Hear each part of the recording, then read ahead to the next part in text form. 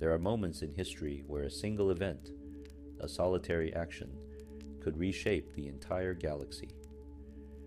Imagine standing on the surface of Coruscant, looking up at the endless streams of traffic flowing between skyscrapers that pierce the clouds, feeling the vibration of 3 trillion souls living their lives in the greatest city the galaxy has ever known. Now imagine all of that ending in a heartbeat, not through war, not through plague, but through hunger. Tonight, we explore one of the darkest alternate possibilities in Star Wars history. What if Darth Nihilus, the Lord of Hunger, the walking wound in the Force who consumed entire worlds to satisfy an endless craving, had turned his attention to Coruscant? What if the capital of the Republic, home to the Jedi Temple and the seat of galactic civilization itself, had become nothing more than food for an insatiable appetite that knew no limits? This is not a story of heroes triumphing over darkness. This is a meditation on the nature of hunger, on power unchecked, and on how quickly everything we know can be reduced to silence. So settle in, close your eyes if you wish, and let us descend into this nightmare together. Let us witness the death of the galaxy's brightest jewel, consumed by a darkness that could never be satisfied. Understanding. Darth Nihilus, the man who became hunger. To understand what would happen if Darth Nihilus consumed Coruscant, we must first understand what Darth Nihilus truly was. He was not simply another Sith Lord seeking power or dominion. He was something far more primal, something that transcended the normal definitions of life and death. Darth Nihilus was a wound in the Force itself, a living absence where existence should have been. His story begins on Malachor V, during the final battle of the Mandalorian Wars. The Jedi General Revan, in a desperate bid to end the conflict, authorized the use of a superweapon called the Mass Shadow Generator. This device didn't simply destroy the Mandalorian fleet. It created a gravitational anomaly of such catastrophic magnitude that it tore a wound in the Force itself, killing thousands instantly and leaving the planet perpetually scarred by shadows and death. Among the survivors of this cataclysm was a single human male whose name has been lost to history. What we know is that the experience of Malachor V fundamentally broke him. The mass death, the screaming of so many lives being extinguished simultaneously, the rupture in the Force itself, all of this created something unprecedented. The man became a wound, an empty space in the Force that craved to be filled. But wounds do not heal through want alone. This wound deepened. Where once there had been a person with hopes, fears, and a sense of self, there emerged only hunger, an all-consuming need to feed on Force energy, to drain the life from others in a futile attempt to fill a void that could never truly be satisfied. Each time he fed, the hunger grew stronger. Each life he consumed made him crave 1,000 more. This is when Darth Traya found him, the former Jedi Master, now consumed by her own bitterness and seeking to destroy what she viewed as the tyranny of the Force itself, recognized in this wounded survivor an opportunity. She brought him to the Trayus Academy on the ruins of Malachor V and taught him to harness his affliction. Where once he had been controlled by his hunger, she showed him how to direct it, how to weaponize it. Under her tutelage, the wounded survivor became Darth Nihilus, the Lord of Hunger. Alongside Darth Sion, the Lord of Pain, they formed the Sith Triumvirate, with Traya as their master. But Nihilus was never truly in control. The hunger that defined him grew with each feeding, until the man was completely subsumed. His physical body deteriorated, consumed by the very power that sustained him. In time, Nihilus had to bind his consciousness to his robes and mask just to maintain a semblance of existence. What remained was no longer human in any meaningful sense. Darth Nihilus became a force of nature, a black hole in the Force that pulled at the life energy of everything around him. His very presence caused death. Those who stood near him felt their vitality draining away. His words, spoken in an ancient Sith language that few could understand, carried with them the weight of annihilation. Even his servants, those who followed him willingly, were slowly being consumed just by remaining in proximity to their master. The key to understanding Nihilus is recognizing that he was not motivated by typical Sith ambitions. He did not seek to rule the galaxy or reshape it according to some dark vision. He simply needed to feed. Worlds, rich in the Force, called to him like a beacon, and he could not resist their pull. He had become a parasite on existence itself, and like all parasites, he would continue consuming until either he was destroyed or there was nothing left to consume. His power was both immense and limited. While he could drain entire planets of life with a single use of his ability, he was vulnerable in ways other Sith were not. His dependence on Force energy meant that he could be starved. More critically, he could be confronted by others who were themselves wounds in the Force, beings who had severed their connection to it, or who represented voids that his hunger could not affect. But against a world full of life, a world practically radiating with Force energy, against such a target, Darth Nihilus was virtually unstoppable. The hunger. Personified, how Nihilus consumed worlds. The mechanics of Darth Nihilus's consumption ability are both fascinating and horrifying. This was not a power that could be fully understood through traditional study of the Force. It existed in a category all its own, a dark side technique taken to such an extreme that it fundamentally altered the nature of reality itself.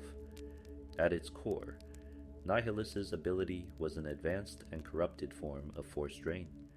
Traditional Force drain, as practiced by other Sith, allowed a Force user to siphon energy from a single target, or perhaps a small group, weakening them while strengthening the user. Some Sith Lords had refined this technique to devastating effect in individual combat.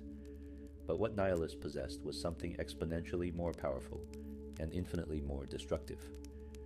Nihilus could extend his consciousness through the Force across vast distances, reaching out to sense concentrations of life energy.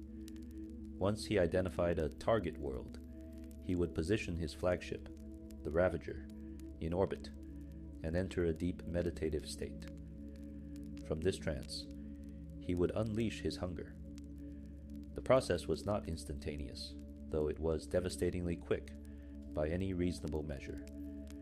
Nihilus would open himself completely to the wound within him, allowing his emptiness to expand outward like a wave. This wave of annihilation would wash over the target world, touching every living thing connected to the Force. For Force sensitives, the effect was immediate and overwhelming. They would feel their connection to the Force being violently severed and drained away, their life essence pulled from their bodies to feed the eternal void that was Darth Nihilus. For those with less sensitivity to the Force, the death was no less certain, but perhaps more merciful in its swiftness. They would simply cease to be, their life force extinguished like candles in a hurricane. Buildings remained standing, technology continued to function, but every plant, every animal, every sentient being would be reduced to empty husks, their bodies left behind as monuments to the horror that had consumed their essence. The planet Qatar serves as our primary example of Nihilus's devastating power. In approximately 3952 BBY, the Jedi Master Atris convened a secret conclave of Jedi on the Miraluka colony world of Qatar. The Miraluka were a species of Force sensitives who lacked physical eyes but could see through the Force itself. Their entire civilization was deeply attuned to the living energy that bound the galaxy together. This made Qatar shine like a beacon to Darth Nihilus. When he arrived, the Jedi Masters and Miraluka inhabitants had no warning of what was coming. They might have sensed something wrong in the Force, a great disturbance approaching, but by then it was far too late. Nihilus unleashed his power, and in what survivors' accounts suggest was less than an hour, every living thing on Qatar was consumed. Millions of Miraluka died. The gathered Jedi Masters, some of the Order's wisest and most powerful members, were annihilated. The planet's ecosystem, from the smallest microbe to the largest beast, was rendered lifeless, only one being survived, Visas Mar, a young Miraluka woman. The reasons for her survival remain mysterious. Some suggest Nihilus deliberately spared her, sensing potential in her that could serve his purposes. Others theorize that she survived only because she was somehow shielded at the critical moment. Regardless, Visas awoke to find herself alone on a dead world, surrounded by the emptiness where millions of lives had been. Nihilus took her as his apprentice, binding her to his service. The aftermath of Qatar was a planet that looked normal from orbit, but was utterly dead upon closer inspection. The cities stood empty, their streets filled with the desiccated remains of those who had lived there. The flora had withered to dust. The very air felt wrong, tainted by the absence of life. Qatar had become a tomb, a warning of what Darth Nihilus could do when his hunger fixated on a target. But Qatar was not Nihilus's only victim. He had consumed other worlds before it, and he continued hunting Force-rich planets afterward. Each feeding temporarily sated his hunger, allowing him to function and plan. But the relief was always temporary. Within days or weeks, the emptiness would return, stronger than before, demanding to be filled again. This created a terrible cycle. The more Nihilus fed, the more he needed to feed, and the more powerful his consumption ability became. There were limits to his power, of course. Nihilus could not consume an entire planet instantaneously with a mere thought, despite what some legends claim. The process required time, focus, and proximity. He needed to be in orbit around his target world, needed to enter his meditative state, needed to open himself to the wound within him. This meant he was vulnerable during the consumption process, theoretically able to be interrupted or attacked. But few forces in the galaxy could respond quickly enough, and fewer still could penetrate his defenses once he had begun feeding. The other critical limitation was that Nihilus could only effectively feed on Force-sensitive populations and Force-rich worlds. A planet with few Force-sensitives and weak connection to the living Force would provide little sustenance, though he could still kill its inhabitants, if he chose. This was both a blessing and a curse for him. It meant that most of the galaxy was safe from his hunger simply by being unremarkable, but it also meant that the targets that could truly satisfy him, even temporarily, were rare and precious. And that brings us to Coruscant, a world that was anything but unremarkable, a world that housed the Jedi Temple itself, built upon one of the most powerful Force vergences in the known galaxy, a world with nearly 3 trillion inhabitants, many of them Force-sensitive to varying degrees. To Darth Nihilus, Coruscant would not simply be a meal. It would be a feast beyond imagining, a concentration of Force energy so vast that it might actually satisfy his hunger, at least for a time. Coruscant, the jewel of the core. Worlds. To understand the magnitude of what would be lost if Darth Nihilus consumed Coruscant, we must first appreciate what Coruscant truly was. This was not merely another planet in the Republic. Coruscant was the beating heart of galactic civilization, a world whose significance cannot be overstated. The planet itself had been completely transformed over millennia of development. Every square kilometer of its surface was covered by city, layer upon layer of construction rising kilometers into the sky and delving just as deep into the planet's crust. Over 5,000 levels of urban development had turned Coruscant into what was known as an ecumenopolis, a city planet. No natural terrain remained visible except for the peak of Mount Umate, kept exposed as a symbolic reminder of what once was. The population of Coruscant was staggering. Official estimates placed it at approximately 3 trillion permanent residents, though some scholars suggested the true number might be even higher when accounting for the countless undocumented inhabitants of the lower levels. This was not a uniform population. Beings from every species in the Republic called Coruscant home. Humans made up about 68% of the population, but the remaining third represented thousands of different species, each bringing their own cultures, traditions, and perspectives to the planetary metropolis. The city itself was vertically stratified in ways that reflected the social order of the Republic. The upper levels, bathed in natural sunlight and open to the sky, housed the wealthy and powerful. Here stood the gleaming skyscrapers of the corporate elite, the penthouses of senators and diplomats, and the great monuments of Republic power. The Senate District, located on the planet's equator, contained the massive disc-shaped Senate building, where representatives from across the galaxy gathered to debate and legislate. Nearby stood Monument Plaza, cultural centers, opera houses, and the towering spires of the Jedi Temple. As one descended through the levels, the character of Coruscant changed dramatically. The middle levels, around level 2000 to 3000, were home to the working class.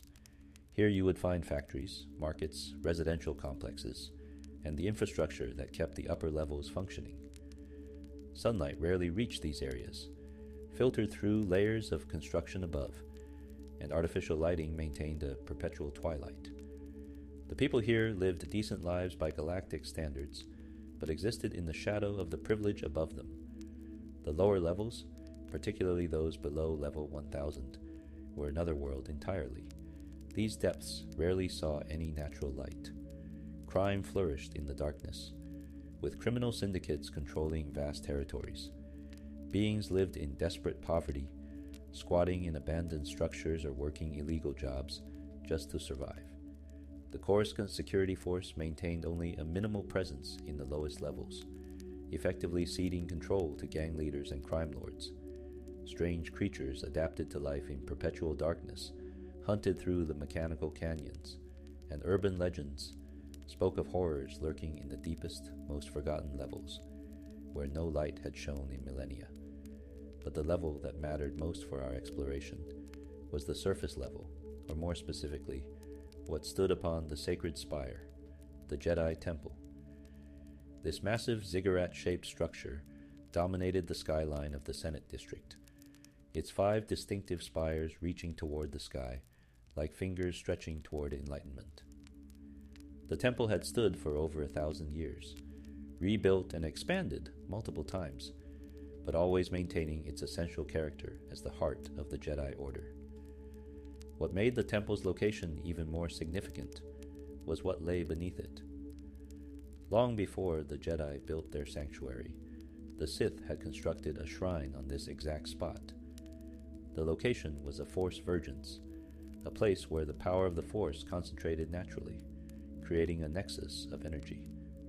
The Sith had tapped into the dark side aspects of this Vergence, building their shrine to channel and amplify their connection to darkness.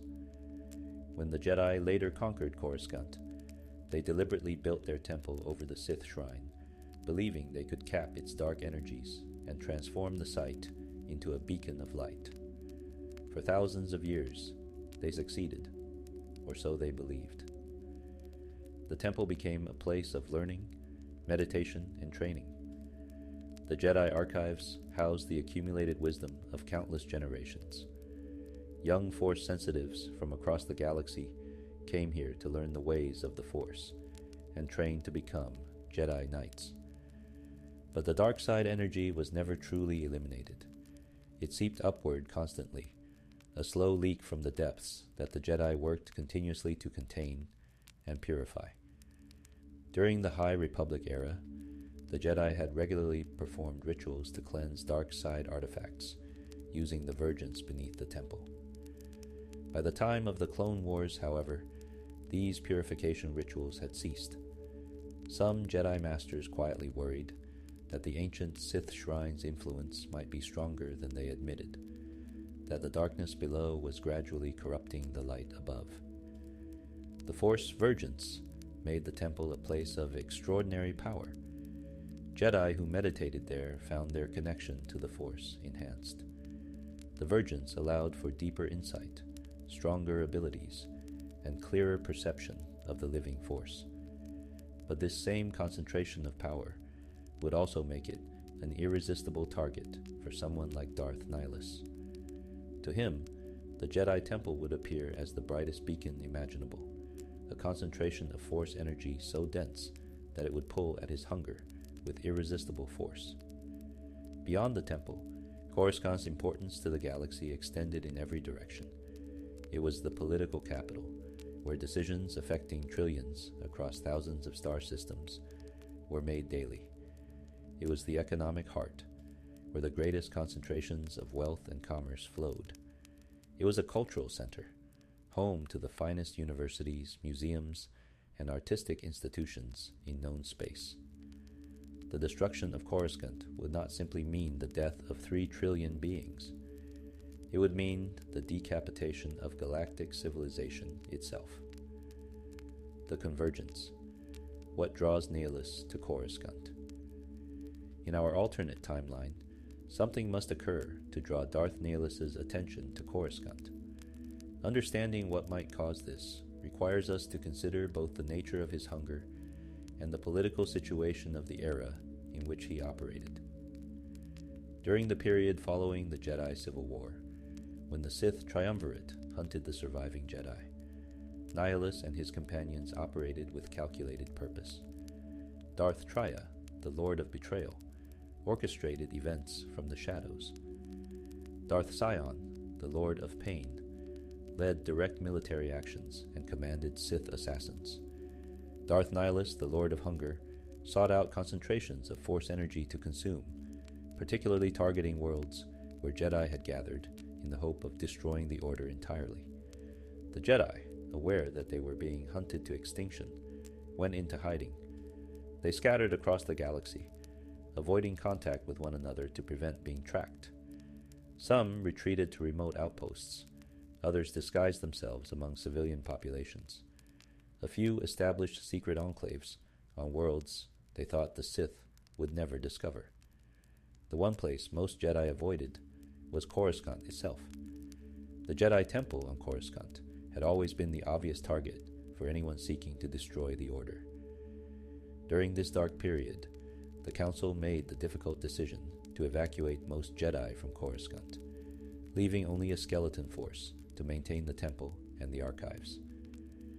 They understood that concentrating their forces on the galactic capital would only invite attack.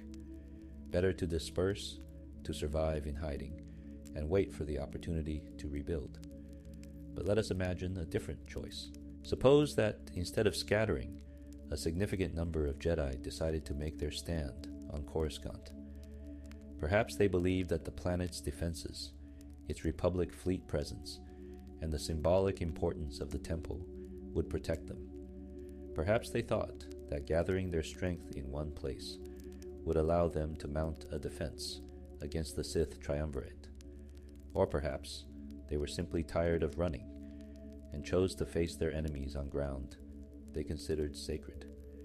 If even a few dozen Jedi gathered at the temple, their combined presence would amplify the Force, Vergence that already existed there.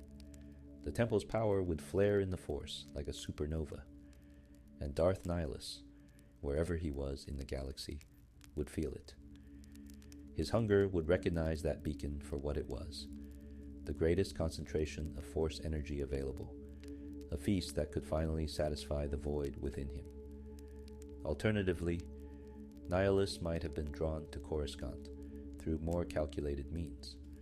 Darth Traya, ever the manipulator, might have engineered circumstances to guide her former apprentice toward the capital. She understood Nihilus better than anyone, knew that he could not resist such a target if it was dangled before him. Perhaps she leaked information suggesting that Jedi were gathering on Coruscant.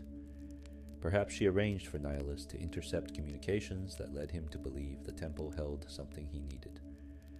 Or consider the Force Virgins itself. As we established, the Jedi Temple sat atop an ancient Sith shrine built on a natural nexus of Force energy. This Virgins had existed for thousands of years, long predating either the temple or the shrine. Such concentrations of power had a way of calling to Force sensitives, particularly those aligned with the dark side.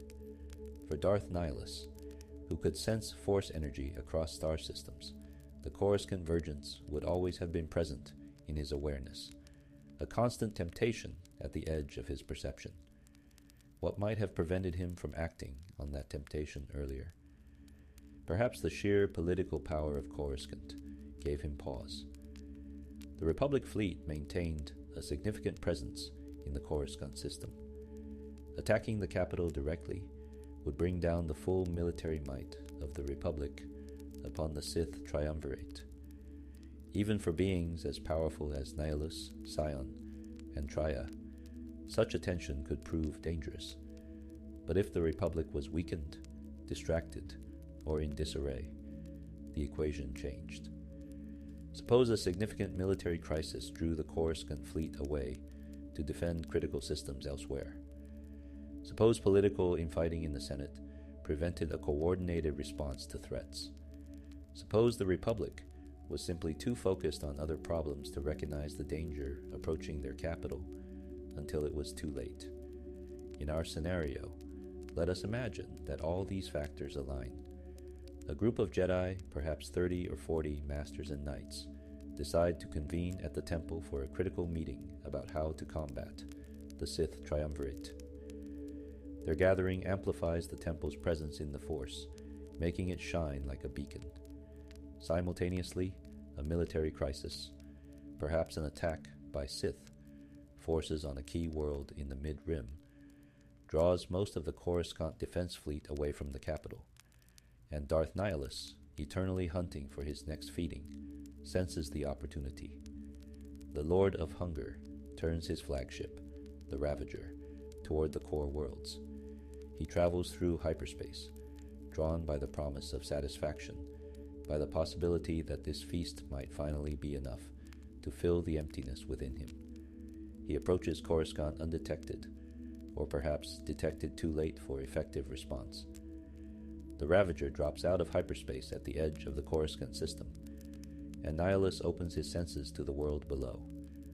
What he perceives takes his breath away, if such a being can be said to breathe.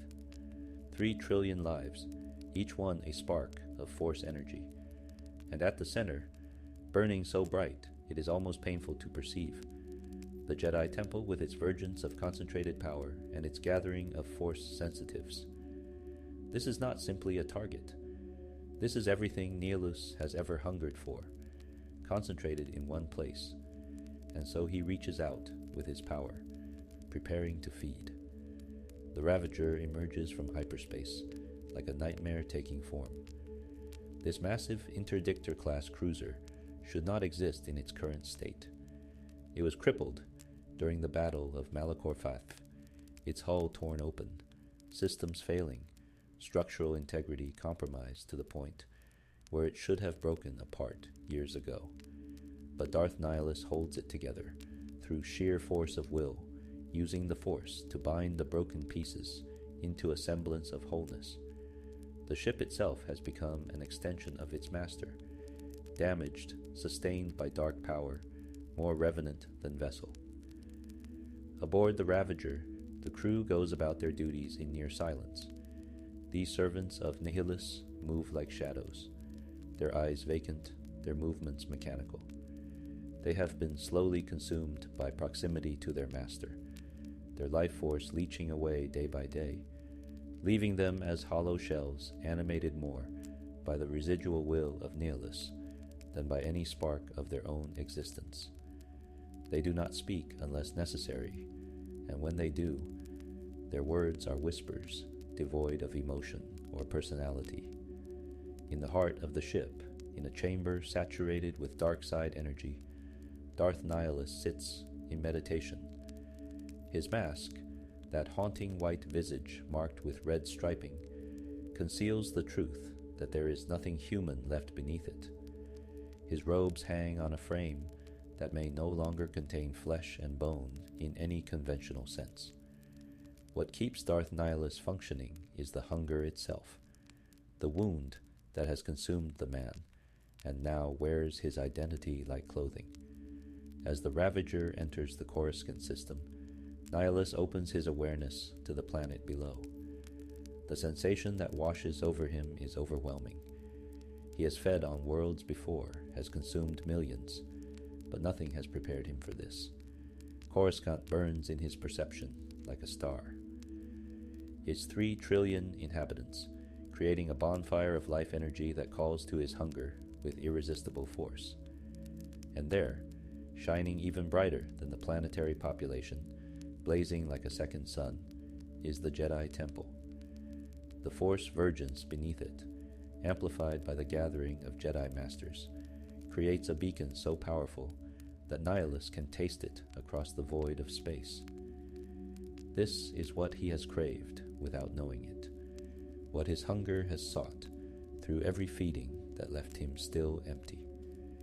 Here, finally, is a meal that might actually satisfy him. The few Republic defense ships still in the system detect the Ravager's arrival, but they are too few and too late. By the time they identify the threat and attempt to intercept, Nihilus has already begun positioning his vessel in optimal orbit.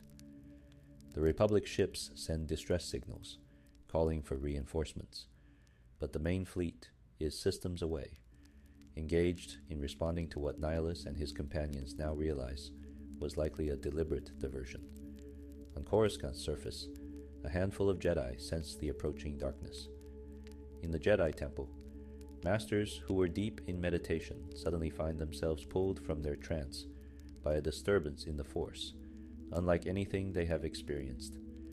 It is not simply darkness they sense, but absence, a void in the Force that moves with purpose and hunger. Some of the more perceptive masters recognize what approaches, having heard the terrifying reports from survivors of other worlds Nihilus has consumed. Warning alarms begin to sound throughout the temple. Jedi rush to prepare defenses, though in their hearts, many already know that conventional defenses will mean nothing against what approaches. Some attempt to evacuate the younglings and less experienced Padawans, hoping to get them off-world before whatever is coming arrives. Others gather in the council chambers, joining their strength through Force meditation, preparing to resist with everything they possess. On the streets of Coruscant, in the apartments and businesses, in the Senate chambers and the lower-level markets, most of the population remains unaware that anything is wrong. Security alerts mention an unidentified ship in orbit, but such things have happened before. Most people continue their daily routines, perhaps glancing at news feeds that report military forces responding to the situation, but feeling no particular alarm. After all, this is Coruscant. The capital has defenses. The Jedi are here.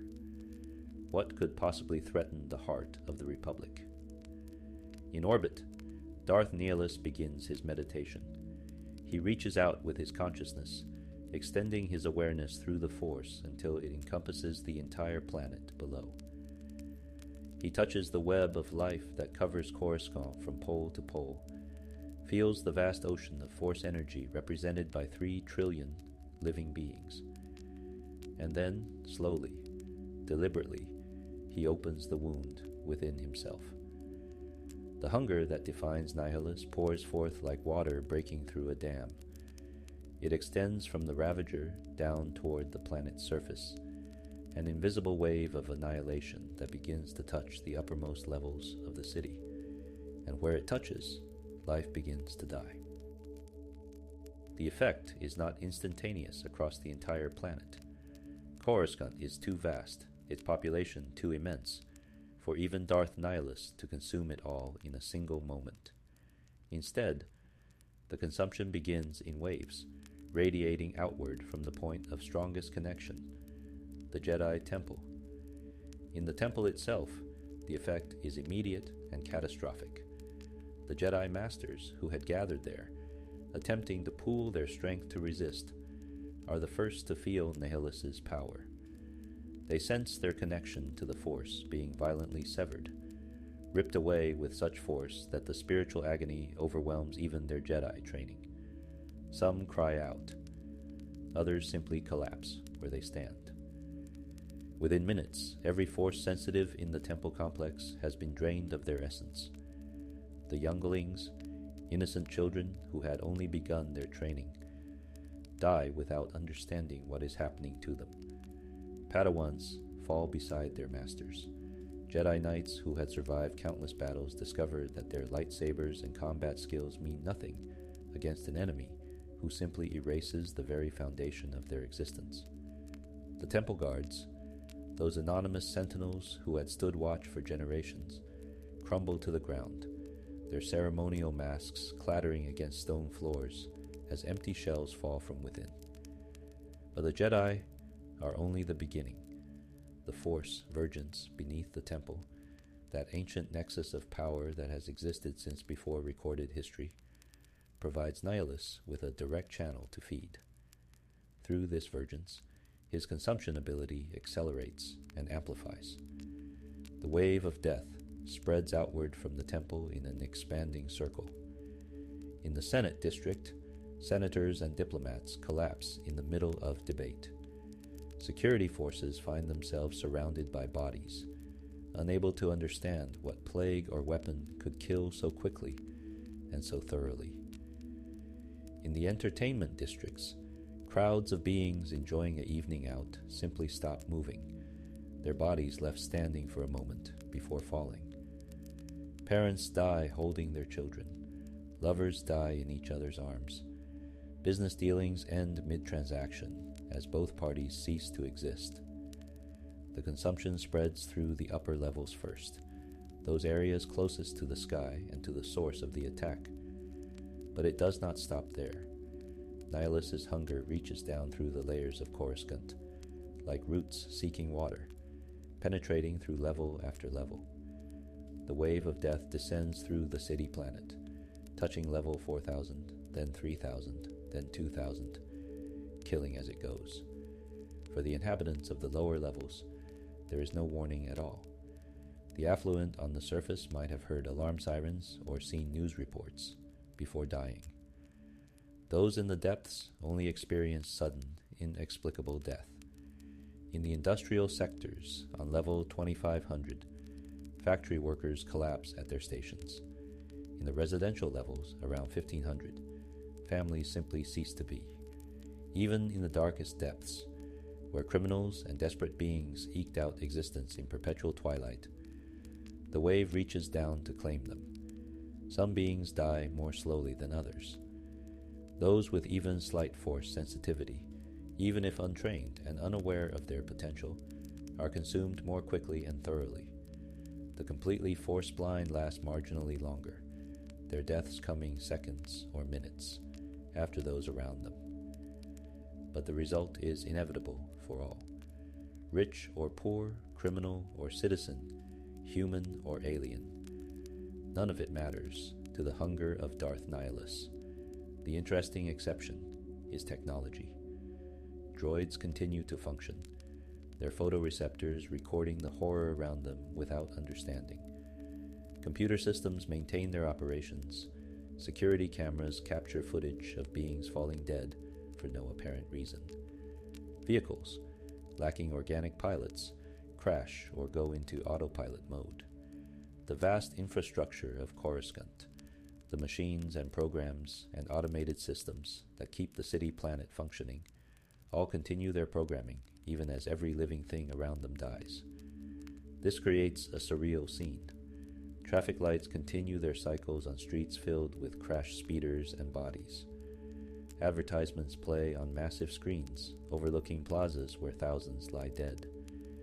Manufacturing equipment continues operating in factories now staffed entirely by corpses. The machines do not know that the civilization they served has ended. In the Jedi archives, one of the last Jedi to die is an elderly archivist who had spent his entire life maintaining the Order's accumulated wisdom. As he feels his connection to the Force being torn away, he uses his final moments to activate emergency protocols. Holocrons containing the most precious Jedi knowledge seal themselves. Restricted sections of the archives locked down. He cannot save his own life or the lives of his fellow Jedi, but perhaps, he thinks, in his last conscious moment, some of what they learned can be preserved for whoever might come after. The process takes hours, not because Nihilus lacks the power to consume Coruscant more quickly, but because the sheer scale of what he is consuming requires time to process. 3 trillion lives represent more Force energy than he has ever consumed before by orders of magnitude. Even for a being whose hunger is infinite, the actual act of draining and absorbing this much life force demands a sustained effort. Above the planet, the few Republic ships that attempted to intercept the Ravager hang dead in space, their crews consumed along with the planetary population. Nihilus's power does not discriminate based on distance. If you are close enough to Coruscant, you fall within the range of his consumption.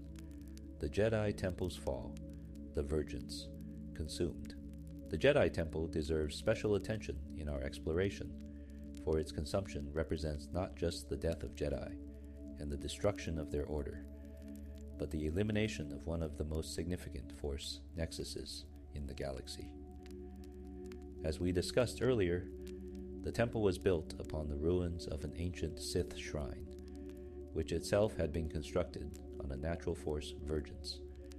For thousands of years, the Jedi had worked to channel the light side through this location, believing they had successfully capped the dark energies below and transformed the site into a beacon of peace and wisdom. But when Darth Nihilus's consumption reaches the temple, all of that changes in ways neither Jedi nor Sith could have predicted. The Force vergence acts as a focal point and amplifier for Nihilus's power. Think of it like a lens concentrating sunlight. The vergence channels his consumption ability, making it more efficient and more powerful. But the relationship is not one way. As Nihilus drains the Force energy from the temple and its inhabitants, he also begins consuming the vergence itself. This should not be possible. Force vergences are typically thought of as permanent features of the galaxy, places where the Force naturally concentrates, due to factors relating to the living beings present, ancient events that scarred to the Force, or mysterious geological and spatial factors that science cannot fully explain. They are fundamental aspects of how the Force interacts with physical reality. Yet Darth Nihilus is himself a wound in the Force, an absence that consumes presence. When the wound meets the vergence, something unprecedented occurs. The vergence begins to collapse inward, its concentrated Force energy being pulled into the void that is Nihilus. The ancient Sith shrine beneath the temple, dormant for millennia, activates briefly as its stored dark side energy is drawn upward and consumed. The structure of the temple itself begins to feel the effect. The building had been infused with Force energy over thousands of years of Jedi meditation and training. This residual energy is stripped away, leaving the stone and metal somehow diminished, less solid, as if the Force energy had been part of what held it together. In the Room of 1,000 Fountains, that beautiful garden chamber at the temple's heart, where generations of Jedi found peace and reflection, the plants wither and die. Not just because their tenders have died, but because the living Force that sustained them has been consumed. The water continues to flow from the fountains, but it flows through a space now devoid of the life and peace that had characterized it for so long. The Jedi archives, that vast repository of knowledge, becomes a tomb. Row after row of holocrons and data storage devices remain physically intact, but the Force-sensitive components within many holocrons go dark, their stored wisdom now locked away without the Force energy needed to access them. Thousands of years of accumulated Jedi knowledge becomes partially or completely inaccessible. Most significantly, the Vergence itself becomes a scar. Where once the Force concentrated naturally at this location, there is now absence. The site of the Jedi Temple becomes a dead zone in the Force, a place where Force sensitives who approach will feel nothing, or worse, will feel the same kind of wrongness that emanated from wounds, like Malachor V. The Jedi's greatest temple, built to be a beacon of light in the galaxy, has been transformed into a monument to destruction. This transformation of the Vergence has consequences beyond the immediate tragedy. Other Force sensitives across the galaxy, even those far from Coruscant, experience disturbances in the Force. Some describe it as feeling the Force itself scream in agony. Others report a sudden sense of profound loss or emptiness, as if something fundamental to the universe has been irrevocably damaged. A few Force sensitives, those with particular skill in sensing disturbances, actually perceive the moment when the Coruscant Vergence is consumed, experiencing it as a kind of Force vision, showing them the horror occurring at the galactic capital. The implications extend to other Jedi temples and Force Vergences across the galaxy. If Nihilus could consume the Vergence at Coruscant, what would prevent him from doing the same to other such sites? Every Force Vergence becomes a potential target, and every concentration of Force energy becomes a beacon, drawing the Lord of Hunger toward it. The very tools the Jedi have used to train and strengthen themselves become liabilities, targets that could lead to their extinction. The death of trillions, Coruscant's population consumed. While the Jedi Temple represents a symbolic and Force-related catastrophe, the true horror of Nihilus consuming Coruscant lies in the death of its civilian population. 3 trillion beings, each one living their own life with their own hopes and dreams and fears, all extinguished within hours. The death is not uniformly distributed. As we described, the consumption begins in the upper levels near the temple and spreads outward and downward.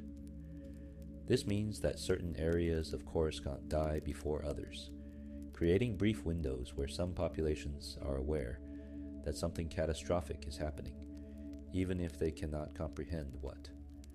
In the minutes after the consumption begins, when the upper levels are dying, but the middle and lower levels still live, communication systems carry fragmented reports.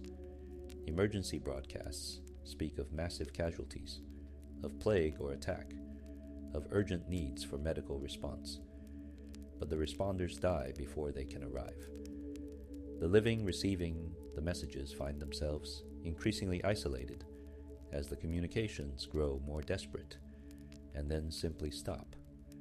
For a brief time, some inhabitants of the lower levels attempt to flee downward, thinking that distance from the surface might provide safety. They are wrong.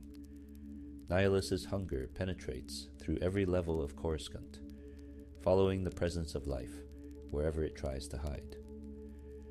Those who flee only die tired, their last moments spent in panicked flight from a death they cannot see or understand. The sensation of being consumed by Nihilus varies. Force sensitives experience it as a violent severing, a fundamental wrongness as their connection to the Force is torn away, along with their life essence. For them, the physical death is almost secondary to the spiritual agony of that separation. Most Force sensitives who are consumed by Nihilus do not simply die, they are annihilated, their ability to become one with the Force potentially eliminated by the nature of his consumption. For the Force-blind majority of Coruscant's population, the experience is different, but no less tragic. They feel a sudden weakness, a draining sensation as their vitality is pulled from their bodies. Some describe it in their final moments as like being incredibly tired, so exhausted that even drawing breath becomes difficult. Then unconsciousness takes them, and they do not wake. At least their deaths are quick, measured in seconds or minutes rather than prolonged suffering. The young and the old die first among the non-force sensitive. Children, with less life force to sustain them, are consumed more rapidly. The elderly and infirm follow quickly. Those in the prime of life last marginally longer, their stronger connection to life giving them perhaps an extra minute of existence. But ultimately, strength and health mean nothing against Nihilus's hunger. The strong and the weak, the healthy and the ill, all become equal in death. Certain species with natural force sensitivity suffer more severely. The Bothans, known for their heightened awareness and intuition, die in agony as that awareness is turned against them. The Keldor, with their inherent connection to the Force, are consumed almost as thoroughly as the Jedi themselves. The Miraluka, had any been visiting Coruscant, would have experienced the same fate that befell their people on Qatar, death while watching through the Force as their vision itself was stolen from them. In the Senate building, the death of senators and diplomats represents a political catastrophe on top of the humanitarian one. Representatives from thousands of worlds die far from their homes. The collapse of the Senate means the effective end of centralized republic government. Even if the republic survives Coruscant's death, it will take decades to rebuild the political structures that are destroyed in these hours. The families are perhaps the saddest aspect. Parents and children dying together, never to be separated but also denied any chance at farewells or final words. Couples who had built lives together ending those lives simultaneously, their shared future erased. Friends gathered for social occasions becoming gatherings of corpses. The intimate tragedies multiply by the billions, each one a story cut short, each one a potential never realized. And then there are those who die alone, the hermits of the lower levels, the solitary researchers lost in their work, the night shift workers staffing empty offices, the homeless huddled in forgotten corners of the city, all of them dying, with no one to mark their passing, their isolation in life mirrored by isolation in death. The physical transformation of Coruscant. When Darth Nihilus finishes his consumption, the physical appearance of Coruscant has not dramatically changed, yet everything has fundamentally transformed. From orbit, the planet still looks much as it did before. The lights of the city still glow, powered by automated systems and backup generators. The structures still stand, unaffected by a death that targeted only living things. But any closer inspection reveals the terrible truth. Landing pads across the planet sit empty except for vessels whose pilots died before they could depart. The ships themselves remain intact, their systems powered down or running on automation, waiting for crew members who will never return. In some cases, vessels on autopilot continue their programmed flights, circling assigned routes with dead passengers aboard, waiting for landing clearance from traffic controllers who no longer exist. The streets tell a more immediate story. Speeders have crashed into buildings or remain suspended at odd angles where their pilots died mid-flight. Pedestrian walkways are clogged with bodies that fell where they stood. In some areas, beings died while walking, their momentum carrying them forward a few more steps before they collapsed, creating patterns in the distribution of corpses that forensic analysis might interpret if there were anyone left to conduct such analysis. Inside buildings, the scenes are both surreal and horrifying. Restaurants display tables where diners never finish their meals, the occupants slumped over plates or fallen from their chairs. Office complexes contain workers frozen at their desks, their computer screens still displaying whatever they were working on before death claimed them. Apartments preserve the final moments of their occupants, some sleeping, some engaged in daily routines, all now still. The lower levels, always dark, have become even more ominous.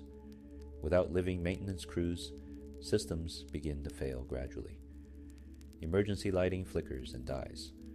Life support systems designed to serve living populations continue consuming power while serving only corpses. In the deepest levels, where criminal gangs once ruled with brutality, gang members lie dead alongside their rivals and their victims, mortality having rendered their conflicts meaningless. Perhaps most unsettling are the droids. These mechanical beings, unaffected by Nihilus's consumption, continue following their programming. Service droids attempt to attend to masters who no longer respond. Security droids patrol streets filled with bodies, unable to assess the situation properly because their programming lacks context for an extinction event. Some droids, particularly those with more sophisticated programming, begin exhibiting behaviors that might be interpreted as confusion or distress, though they remain fundamentally incapable of comprehending what has occurred. The planet's ecosystem, limited though it was on a city world, has been eliminated. The carefully maintained gardens and parks that provided some greenery to upper-level inhabitants have withered. The Room of 1,000 Fountains in the Jedi Temple, once an oasis of life, is now a monument to death. Even the vermin and pests that inhabited the lower levels, the massive wreck-ghouls of the depths, the hawk-bats of the mid-levels, the rats and scavengers that lived off Coruscant's waste, all have been consumed. In a way, Coruscant has become the largest tomb in galactic history. The entire planet is a mausoleum preserving 3 trillion bodies and the civilization they created. The buildings stand as monuments. The technology continues its mindless operations. But the spirit that animated this place, the energy and life that made Coruscant the vibrant heart of galactic civilization, has been utterly consumed. The force signature of the planet has changed completely. Before, Coruscant radiated life energy, its massive population and the Jedi Temple's vergence making it shine brightly in the Force. Now, it emanates absence. Force sensitives who approach Coruscant after its consumption report feeling repelled by it, disturbed by the wrongness of a place that was once so full of life, now being completely empty. Some describe it as similar to Malachor Fef, that other great wound in the Force, but Coruscant's wound is fresher and somehow more painful because of what was lost. And aboard the Ravager in orbit, Darth Nihilus reaches the end of his feeding. For the first time in years, perhaps since the moment he became a wound in the Force, he is sated. The hunger that has driven every action, consumed every thought, dictated every decision, it is quiet. He has consumed the greatest concentration of Force energy in the known galaxy, and for this moment, it is enough. But is it truly? Already, as Nihilus withdraws from his meditative state, as he returns to awareness of himself and his surroundings, he can feel the first stirrings of hunger returning. Consuming Coruscant has satisfied him, yes, but only temporarily. The wound within him is too fundamental, too much a part of what he has become, to be truly filled. In days or weeks, the hunger will return, stronger than ever before, demanding an even greater feast. And then Nihilus will face a terrible realization. He has consumed the galaxy's greatest source of Force energy. There is nothing left that can satisfy him as Coruscant did. He has reached the pinnacle of his feeding, and yet the hunger remains. He has become a victim of his own success, having consumed so much that nothing remains worthy of his appetite. But that is a concern for the future. For now, in this moment of satiation, Darth Nihilus simply exists in the silence, surrounded by the ruins of the greatest civilization the galaxy has known, alone with his terrible achievement. The hours immediately following Coruscant's consumption are defined by silence and confusion. The Republic fleet, returning from their mission in the mid-rim, drops out of hyperspace expecting to receive docking clearance and debriefing orders. Instead, they receive nothing. Communications with the surface go unanswered. Automated systems continue broadcasting standard navigational data, but no living voice responds to their hails. At first, the fleet commanders assume a communications malfunction. Technical failures on this scale are rare, but not unprecedented, particularly given that Coruscant systems were constantly pushed to their limits, serving a population of 3 trillion.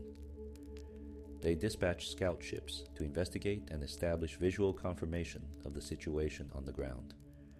What those scouts discover defies comprehension. As they descend through Coruscant's atmosphere and begin flying over the city planet's surface, they see a metropolis that looks intact but completely motionless. No traffic fills the airways. No lights move through the windows of buildings. The city appears frozen, as if time itself has stopped. When the first scout team actually lands and begins investigating, the full horror becomes apparent. The landing pad attendant is dead at his post.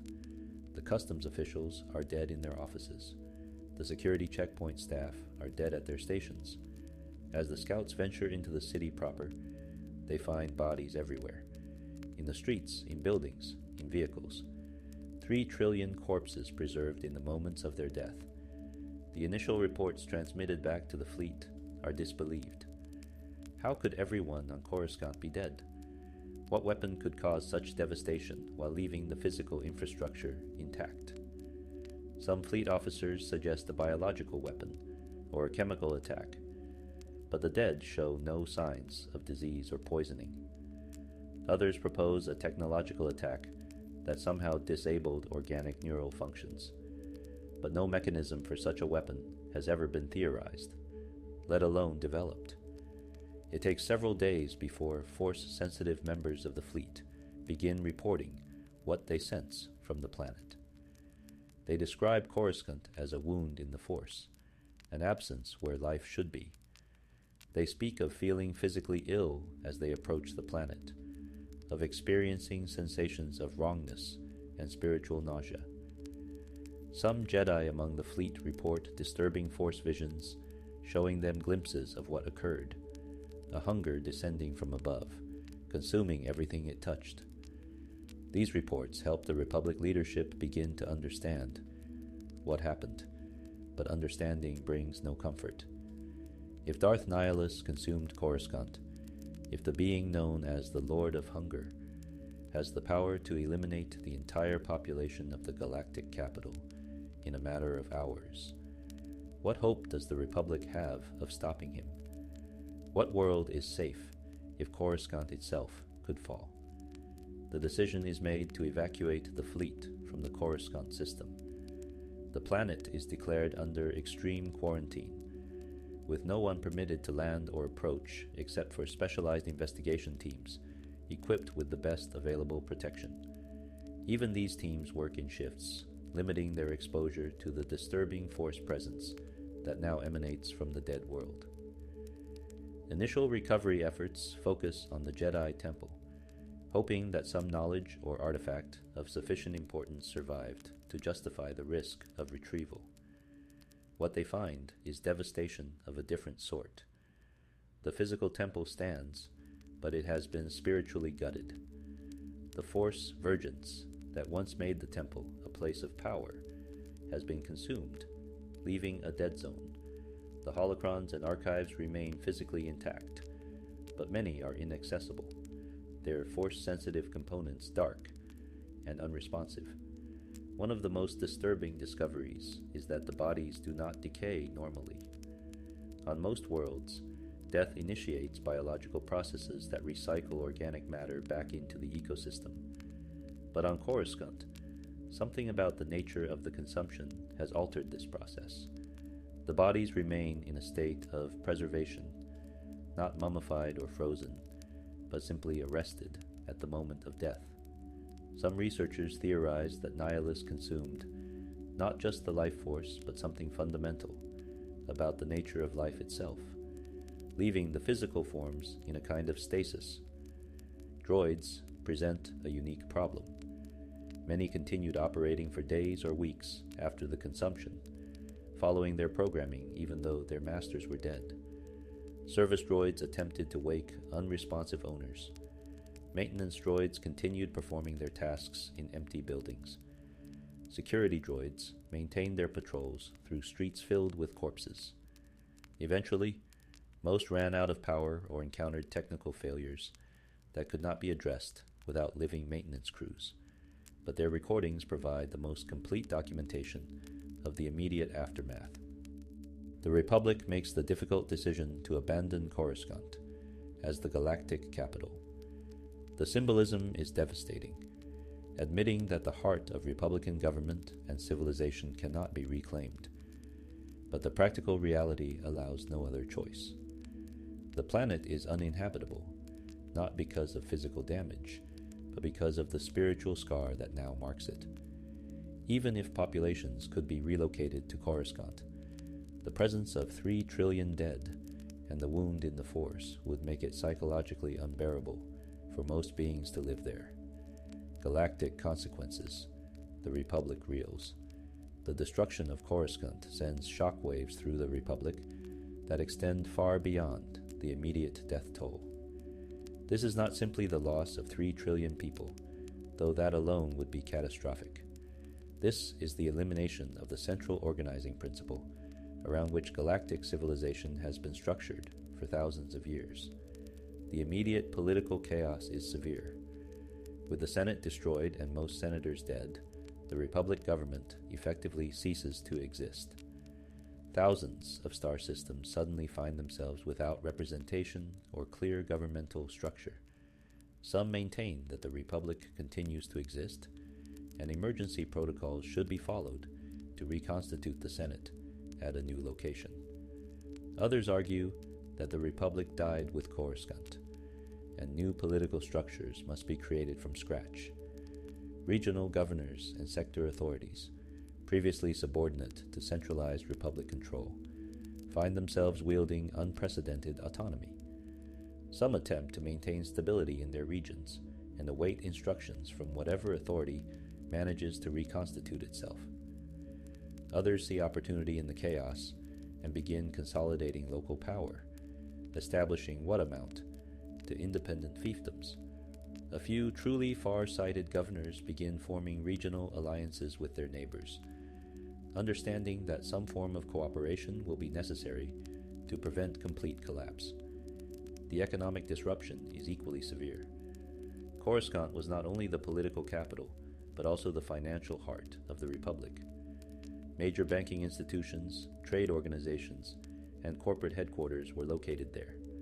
The death of their leadership and the destruction of physical records creates an economic crisis as contracts become unenforceable, debts become uncertain, and ownership of assets falls into question.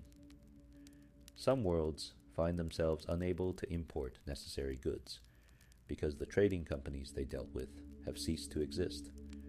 The psychological impact on the galactic population cannot be overstated.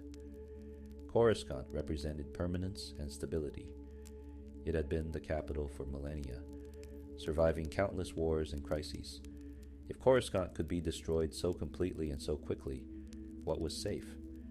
The knowledge that a being like Darth Nihilus existed, capable of consuming entire planets, creates a pervasive sense of vulnerability and fear. This fear is particularly acute for Force-sensitive populations and worlds with significant Jedi presence. If Nihilus was drawn to Coruscant by the Jedi Temple and the Force-sensitives gathered there, then any concentration of Force users becomes a potential target. Some worlds with Jedi enclaves or training centers begin demanding that the Jedi leave, fearing that their presence will draw Nihilus's attention. The Jedi, already devastated by years of persecution by the Sith triumvirate, face a new crisis as they find themselves unwelcome, even among populations they once protected. The question of the Republic military command structure becomes critical. With the central coordination on Coruscant eliminated, individual fleet commanders must decide whom to take orders from and how to coordinate with other fleets. Some recognize senior officers who happen to be away from Coruscant and begin organizing under their command. Others default to local governance structures. A few go rogue entirely, their commanders deciding that without a republic to serve, they will use their military resources for their own purposes.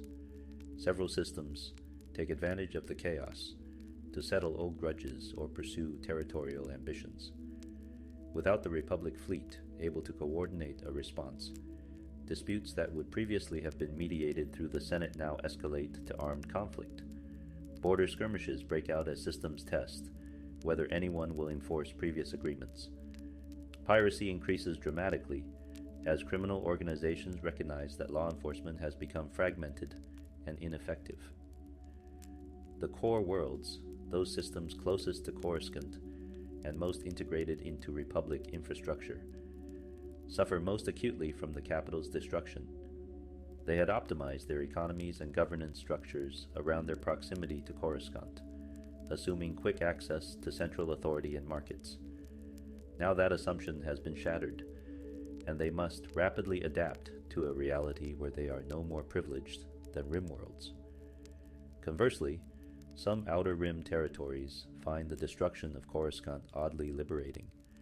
They had long chafed under what they saw as core world dominance, with Coruscant dictating policies that served the center at the expense of the periphery.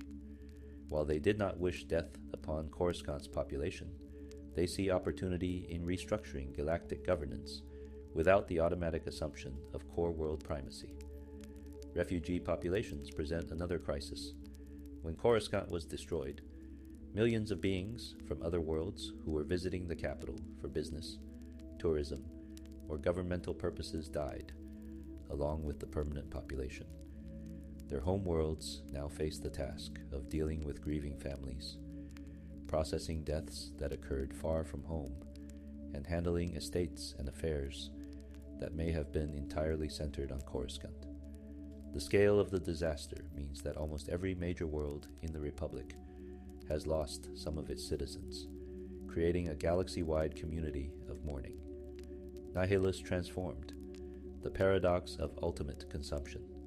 While the galaxy reels from Coruscant's destruction, Darth Nihilus himself experiences an unexpected transformation. For the first time since becoming a wound in the Force, he has truly fed to satiation. The massive concentration of Force energy represented by Coruscant's population and the Temple's vergence has filled the void within him more completely than he ever imagined possible. But this satisfaction brings with it revelations and changes that may ultimately prove more troubling than the eternal hunger itself. In the days immediately following the consumption, Nihilus experiences something resembling clarity. The perpetual gnawing of hunger that colored every thought and drove every action has receded, allowing him a perspective he has not possessed in years. He can think without the constant distraction of craving. He can consider the future beyond his next feeding, and what he sees disturbs him in ways that mere hunger never could. Nihilus recognizes that he has reached a terminal point in his existence. Coruscant was the greatest concentration of life and Force energy in the known galaxy. If consuming it only satisfied him temporarily, what can possibly sustain him when the hunger returns? There are other worlds with large populations, but none approach Coruscant's scale. There are other Force vergences, but none were amplified by a Jedi temple and a gathering of Force sensitives.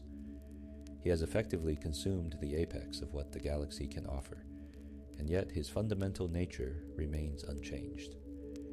This realization brings Nihilus to a philosophical crisis. His entire existence since Malachor V has been defined by hunger and the need to feed. Purpose and identity collapsed into a single imperative: consume. But if there is nothing left worthy of consuming, if he has reached the summit and found the view wanting, what meaning does his existence hold? A being defined entirely by hunger, who has nothing left to hunger for, is a being without purpose. The consumption of Coruscant has also physically transformed Nihilus in subtle ways.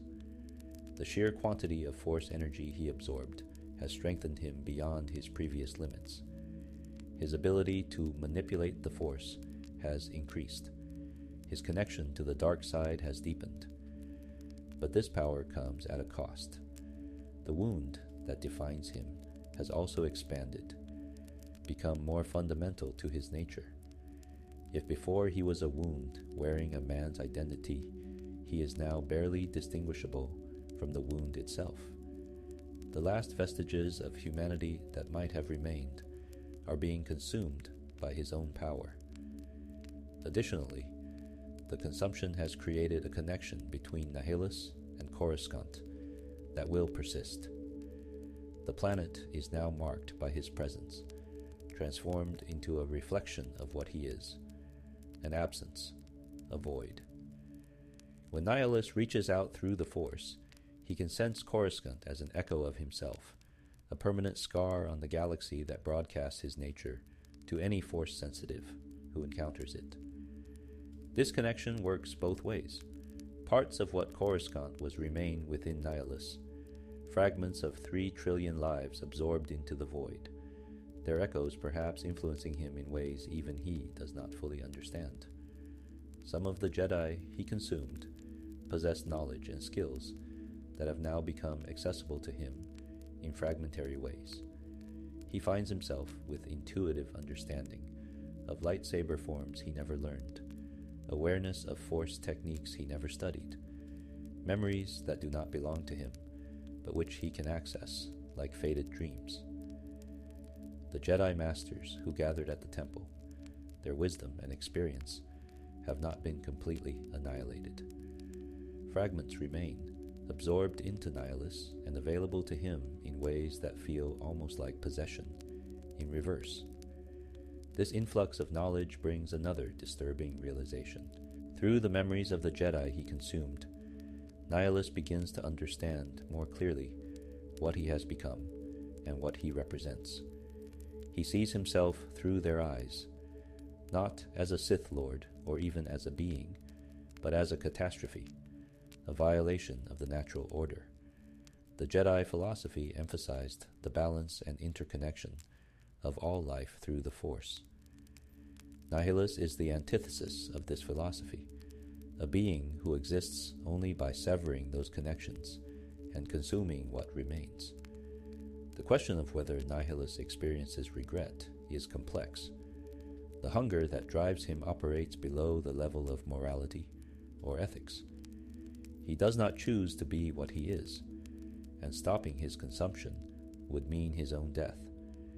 Yet in this moment of clarity following Coruscant's destruction, something within him, perhaps a fragment of the man he once was, perhaps an echo of the Jedi wisdom he absorbed, recognizes the wrongness of his existence. He is an abomination, and on some level, he knows it. But knowledge does not lead to change. The hunger is already returning. The satisfaction of consuming Coruscant is fading, measured in days rather than years. Soon the craving will return full force, demanding to be fed, and Nihilus will have no choice but to seek out whatever sources of Force energy remain, continuing his pattern of consumption, even knowing it brings him no closer to satisfaction. He is trapped by his nature, condemned to perpetual hunger that can never be truly sated, no matter how much he consumes. The Sith, Triumvirate's response, division among darkness. The destruction of Coruscant creates fractures within the already fragile alliance of the Sith Triumvirate. Darth Traya, Darth Sion, and Darth Nihilus had never been truly unified in purpose or philosophy. Their alliance was one of convenience, held together by mutual hatred of the Jedi and complementary abilities. Coruscant's consumption exposes the fundamental incompatibility of their goals. Darth Traya, the Lord of Betrayal, receives news of Coruscant's destruction with a mixture of satisfaction and concern. On one hand, the elimination of the Jedi Temple and the Force virgins it protected represents a significant step toward her ultimate goal of destroying the Force itself. She had long argued that the Force enslaved sentient beings, predetermining their choices and fates. The consumption of such a significant nexus of Force power advances her agenda. However, Traya also recognizes that Nihilus has become uncontrollable. She had trained him to harness his hunger, to direct it toward their mutual enemies. But consuming Coruscant suggests that Nihilus has transcended her control entirely. He acted without her approval or coordination, pursuing his appetite without regard for strategy or consequence. If he has consumed the Republic's capital on impulse, what prevents him from consuming resources or allies that the Sith triumvirate might need? More troubling to Traya is the philosophical implication. She wants to destroy the Force through will and understanding, to free the galaxy from its tyranny through a deliberate act of philosophy made real. Nihilus represents a different kind of destruction, mindless, driven by need rather than purpose. He is not freeing the galaxy from the Force. He is simply consuming it. The distinction matters to Traya, who prides herself on operating from principle rather than animal instinct. Darth Sion, the Lord of Pain, reacts to Coruscant's destruction with a different kind of concern. Sion maintains his existence through dark side power, binding his body together despite injuries that should have killed him multiple times.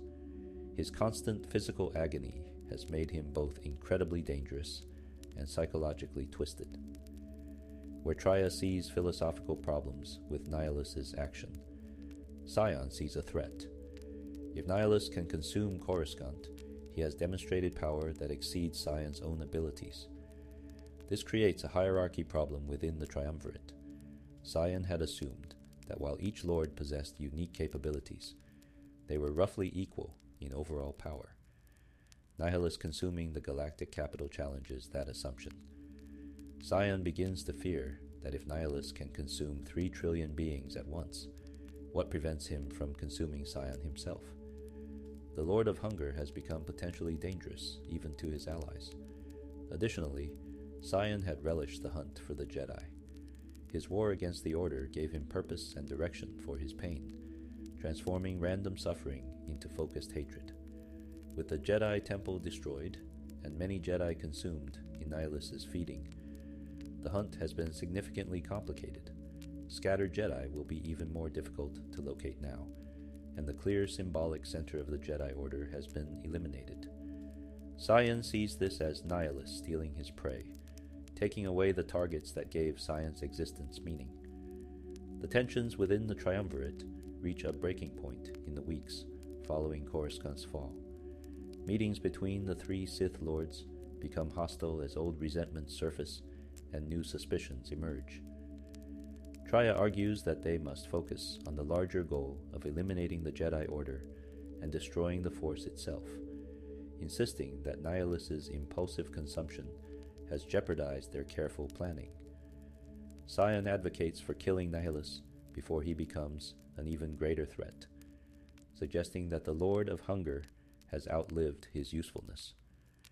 Nihilus, still experiencing the aftermath of his greatest feeding, participates in these discussions, but seems increasingly detached from the concerns of his companions.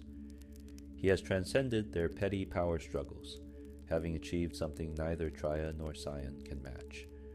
Their philosophical debates and personal grudges feel meaningless to a being who has consumed the heart of galactic civilization. He tolerates their presence, but no longer truly considers them equals or even relevant to his existence.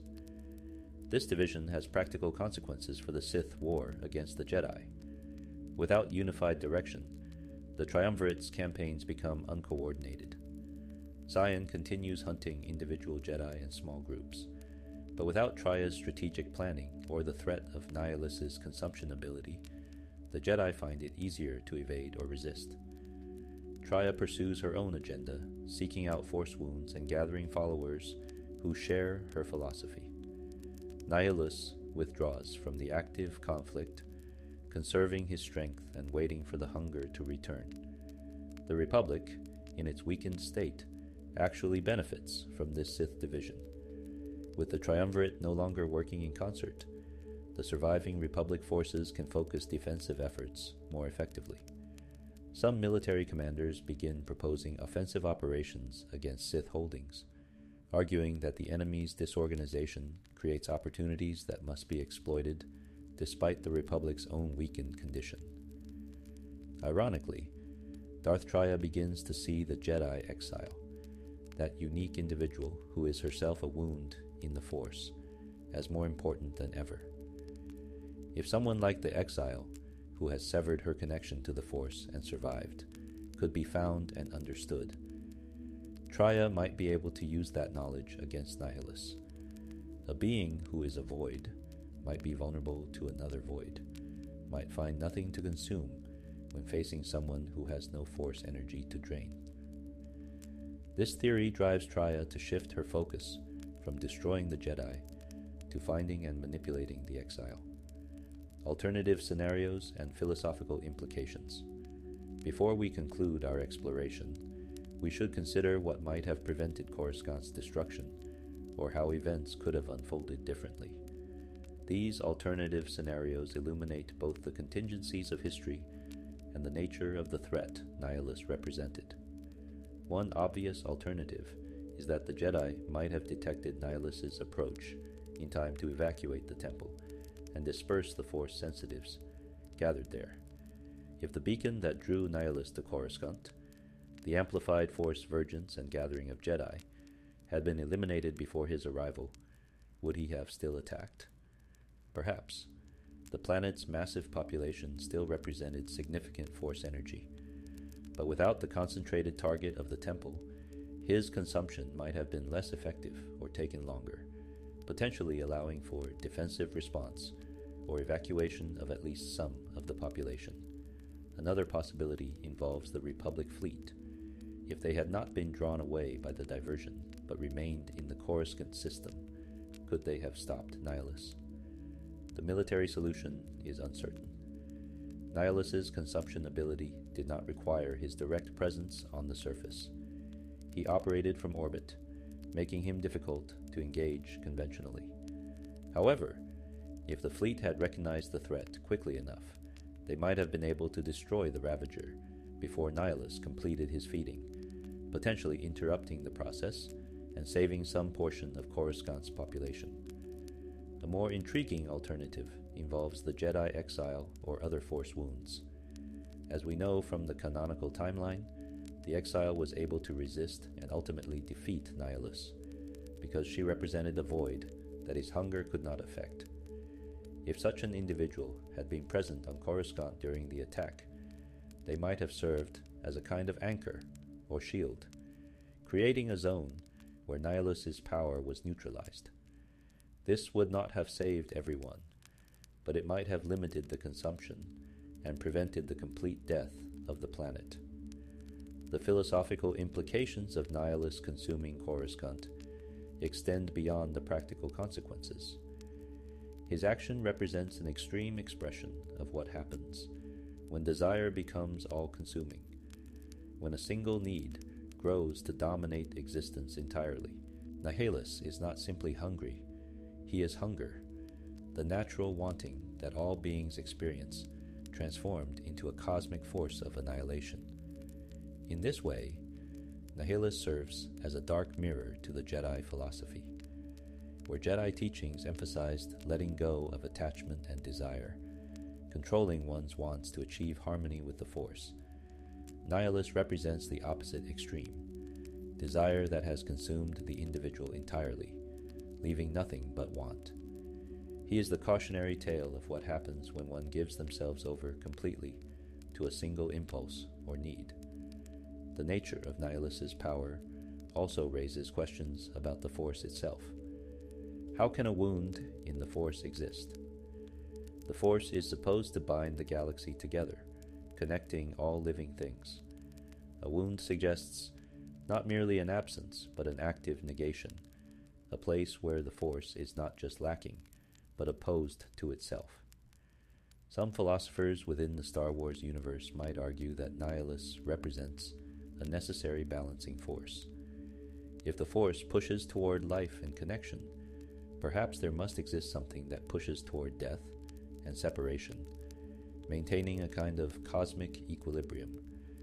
Others might see in Nihilus evidence that the Force is not the benevolent energy the Jedi claim, but rather an amoral power that can manifest in ways both creative and destructive.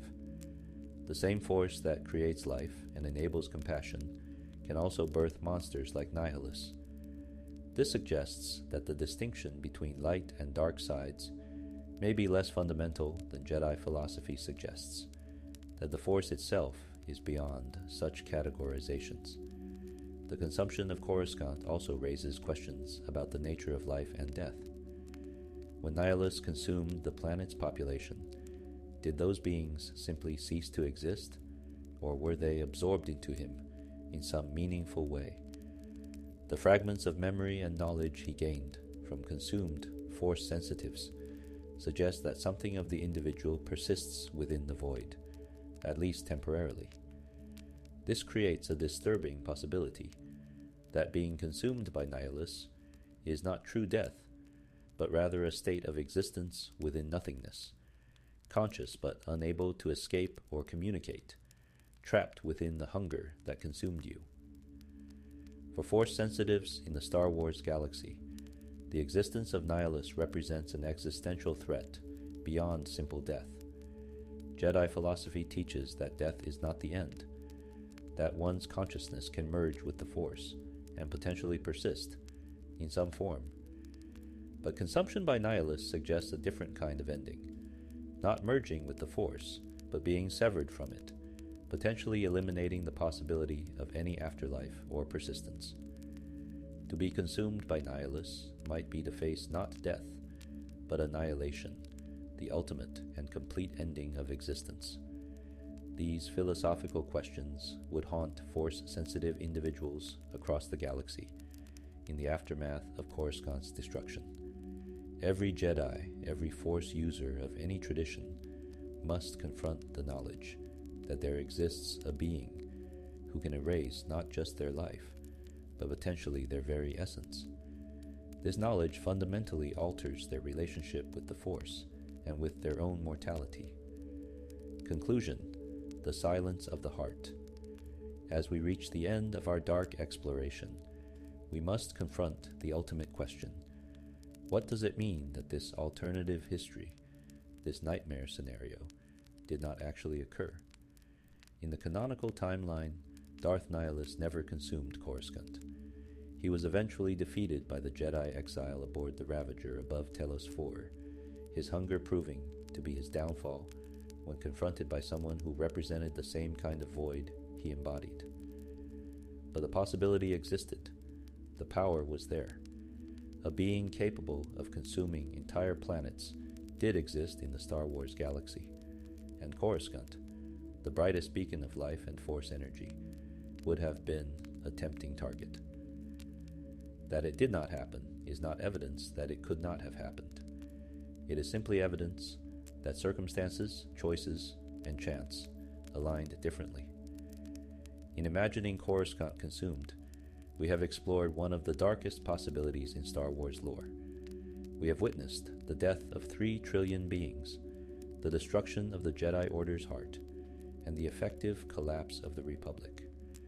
We have seen what happens when hunger becomes absolute, when a being defined entirely by consumption turns its attention to the greatest concentration of life the galaxy has known.